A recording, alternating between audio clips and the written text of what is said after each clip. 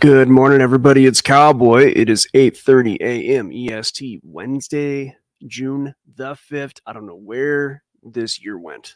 It just is disappearing. It's amazing. I'm like of the opinion that there's some kind of time space thing where the longer you live, the faster time goes. I have a math teacher whose theory was that when you're 5 years old, a year is a fifth of your life. It's a long time. When you're like 30 years old, a year is only 1/30th of your life, and it passes a lot quicker. So I guess that makes sense. Yeah, everything's relative, as they say. We did have some data come out this morning, so let me go ahead and jump right in. If you want to know more about us, zap the QR code in the top right-hand corner. That'll take you to our website. We help people build trading plans, trading methods, otherwise known as trading algorithms. You don't have to know how to code or anything like that. Although if you do know how to code, that could also be very helpful. Let's take a look at the results of the data because the market reaction was pretty nil. And we'll go over what that was like here in a minute. So non-farm, let me refresh the screen here so the data comes up. Okay, let's see here. So this is Forex Factory. That's the site I use for this, but there are people who feel that there are better solutions, and TradingView itself actually has a lot, if not all of this data, but I'm just doing it this way because I like to do it this way. Simple as that. I've been doing it for a while. Looks like it was a miss to the downside. So what this means is that the payrolls, right? If the payrolls are less than expected, it's going to be bad for the currency. It means it's going to be bearish for the dollar. It means that it's going to cause things to rise up against the dollar, right? And it was, by my math, about 8% off, something like that, let me see, 20 from 170. So actually, I think a little over 10% off. But it doesn't appear that this is really affecting markets very much. Looks like it's pretty much a low level thing. Now 8 o'clock, which is 10 o'clock EST, there is going to be the ISM services PMI. So that's going to be, that's an hour and a half from now. So it might be that there are some available trades if you're scalping. The markets have been, they've been not, there's been a little volatility. They haven't been totally flat as far as volatility is concerned. There are opportunities. So, if you are, if you're out there scalping, might be an opportunity there for you, whichever market you like. But remember, as 10 EST rolls over on the clock, more data is going to come out. And this is a services PMI. So what this is a Purchasing Managers Institute for Supply Management. It's a diffusion index, and it's for purchasing managers. And they're talking about all of their data. And it's the same kind of thing. If this data is high, there's an indication that services are doing well and the dollar will get strong and things would go down against the dollar, and vice versa if the information is not strong. So let's move over to the charts and I can talk about what the reaction was in the market. Pretty much nothing for Bitcoin. And the euro, which I've been trading and scalping pretty much all night, that one's probably going to actually continue down. It doesn't seem like it's going to affect the euro. We'll see. Again, there are some metrics I'm watching, but overall, despite what the information is, even if the information is like really like strong for the dollar, excuse me, let me rephrase that. Even if the information is dollar weak, then there's a good chance that the euro will still continue to fall. So it's just how it is in the charts right now. So I'll briefly look at this. I know everybody wants to see Bitcoin. And if you do have questions, if there's a chart you want to see, go ahead and ask in the comments and we will take a look at it. Algo Factory members will have priority on that. So, but this was a pretty big consolidation overnight, and I made some good money on this move down. I put a trade on pretty late last night. Actually, the initial trade I had on this was taken out. I had a stop out right about here, and I entered right about here, I think. So I did have to deal with that. However, in fact, that's not what it looked like. The original trade looked like this. Something like this. So, decent RRR, but yeah, I got knocked out of the trade. And then because the metrics said I still could, and my trades are better than 1-to-1, I was able to enter this trade last night and get myself almost a 2-to-1. And it looked a lot like this right here. And I made some good money on that. I made back my losses and more. And this is the advantage to having risk to reward ratio that is positive. So, as a matter of fact, I think it might be a good time to talk about risk to reward ratio since the market is, not really reacting that hard. We are seeing a little upward pressure. Again, the dollar week narrative coming from ADP, non-farm payrolls, is pushing things up just a little bit. And I do think that it depends on what the data looks like at 10 a.m., but I think that we'll probably see price. Let's see. Most likely, and I'm just kind of sketching this out, so I wouldn't take it for gospel. There's a good chance it'll reject here and then head back down. We might see like a higher time frame consolidation and price move, but I am not going to trade until price action reveals itself and until that data is coming out in the news, right? So let's go ahead and talk about how you can tilt the odds in your favor for trading. This is kind of a quiet morning. I'm not getting a lot of requests for charting, so look, let's say that, you want to take a long and you find this pullback and you enter right here. So where the blue and the green meet, that's where you enter your trade. So this is going to be a beginner oriented conversation here, right? And what this means is that now most people have this as red. So I'll put it red for now. That way you can understand why things are, if you were just to jump into trading view, why they are how they are, right? Red means you're losing money, green means you're making money. So a lot of people have this bottom part as red, and what that means is that if price goes below here, you're losing money, and if price goes above there, you're making money, and this is your entry.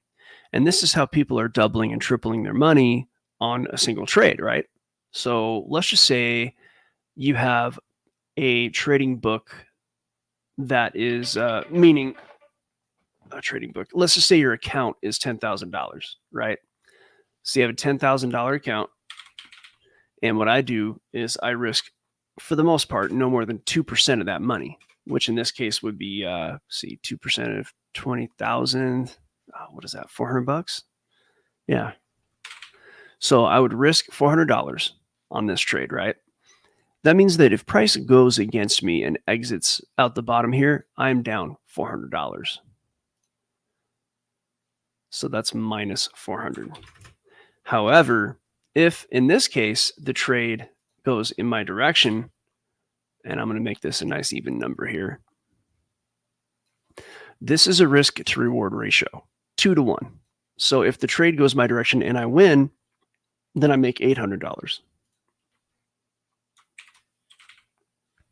So this conversation is called money management, this methodology of having a 2% strategy. Now, some people do 5%, some people do 1%, and you have to determine what is best for you in this world, right? So I do a 2%. Unless there are some real strong, obvious reasons to go bigger than that. And I have those as rules based. So if I'm going to go more or less than 2%, it's going to be based on rules so that I make that decision the same way every time. But in this case, this is a 2% money management. And this right here, look, trading, sure, you can have like the perfect system that gets you a high hit rate. You might be winning 75, 80% of your trades, right? If you're at a badass. And you might have a good risk to reward ratio. So where you're risking twice as much or more, you're winning twice as much or more than you risk. But if you mess this up, even if you have the perfect system, if you risk too much, then you're going to lose so much money on one trade, you're going to probably blow up your account. But when you only risk 2%, then if you lose, then you're only losing $400 out of 20,000. And then the next trade, your account's going to be 19,600.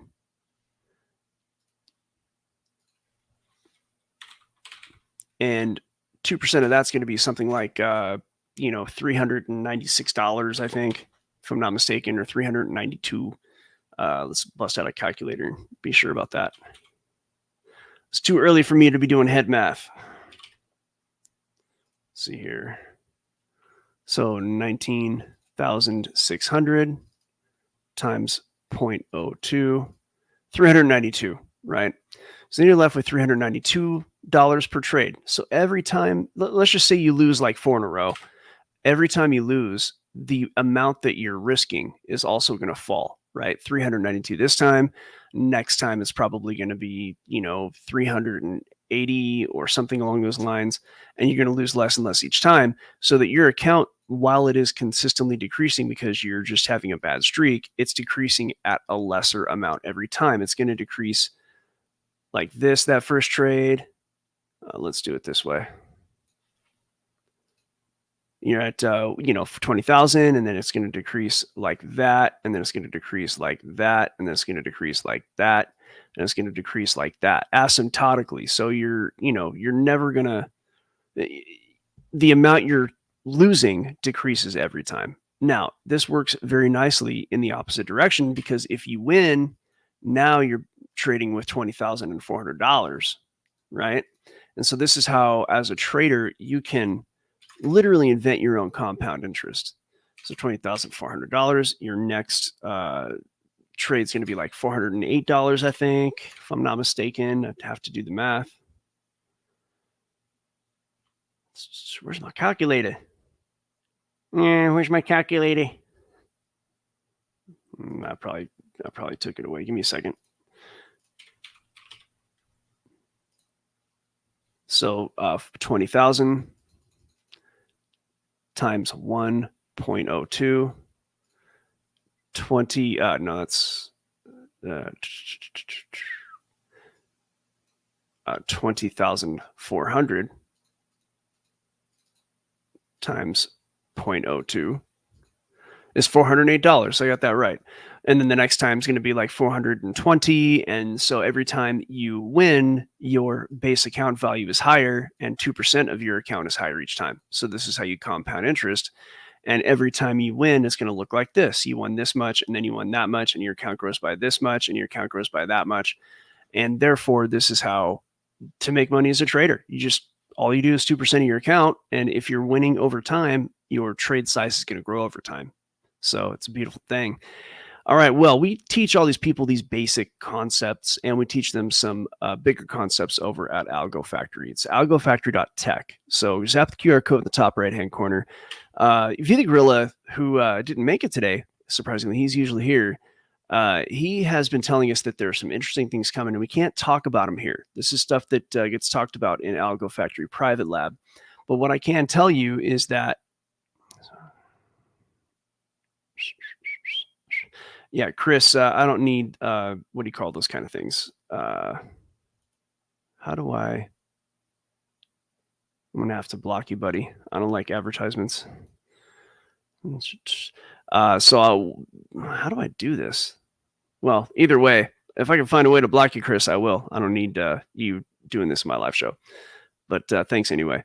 At any rate, look, with what's coming, you're going to want to have income streams. And this is a potential, right? Now, nothing's guaranteed, but I'd say the primary driver for success in teaching yourself how to trade and learning how to trade is going to be work ethic. So you don't have to be super intelligent. You don't have to know how to computer program. You don't have to. I've taught people who actually only have a high school education and even less how to trade. So being highly educated is not a prerequisite to trading. This is something to understand. So come on over to algofactory.tech. We'll get you started. In fact, tomorrow we have set up one of our clients here. One of our students is a brand new student. And so he's kind of bridging the gap between going through the online university, which is at algofactory.tech, and then actually trading. So there's a good chance we'll have him on tomorrow. And if it's like that, I might even keep this live show going a little bit longer. That does depend on whether or not Vita Gorilla has his drips tomorrow. Now, drips are like high-level data that V gets because he deals with some pretty high-level people around the world. And so, if there are no drips tomorrow, then I'm going to have this person on, this new trader, and then we're going to actually talk about some beginner stuff. And again, if it's good stuff, I'll keep this live show going a lot longer tomorrow, and we'll go from there. So in the meantime, everybody, don't forget, Algo Factory, trade your job, upgrade your life. Join us or die. Join us or die.